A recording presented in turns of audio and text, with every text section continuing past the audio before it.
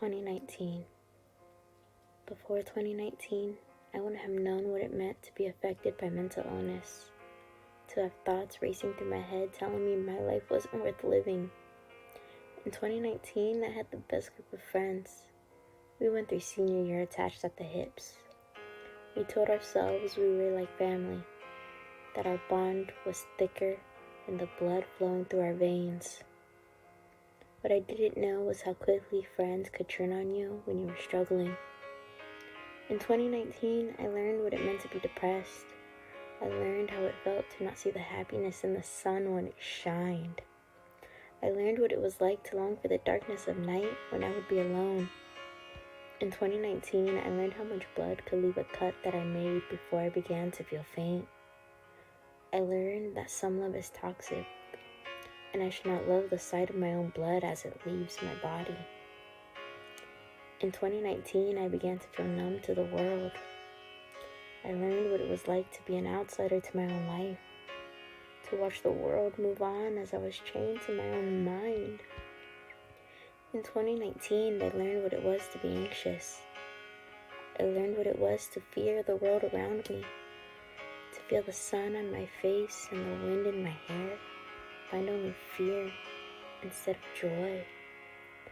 In 2019, I learned what it meant to feel your life slip away and to have no way to keep it from leaving you.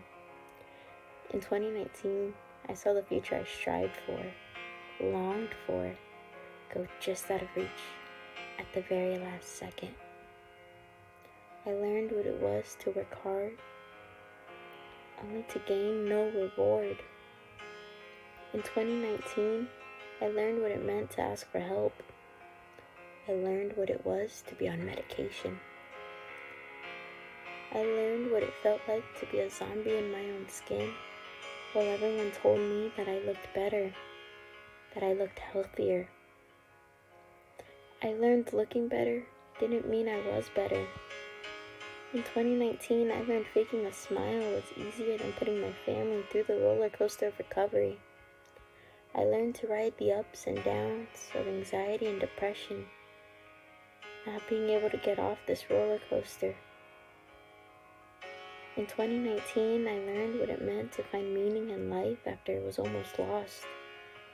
I learned life meant many things. I learned to live was to find the simple joy in everyday occurrences, like sitting at the edge of the pier in the middle of the night as you write. In 2019, I learned that the start of the pandemic and the shutdown of society wasn't the end of the world. The end of the world was my own mind.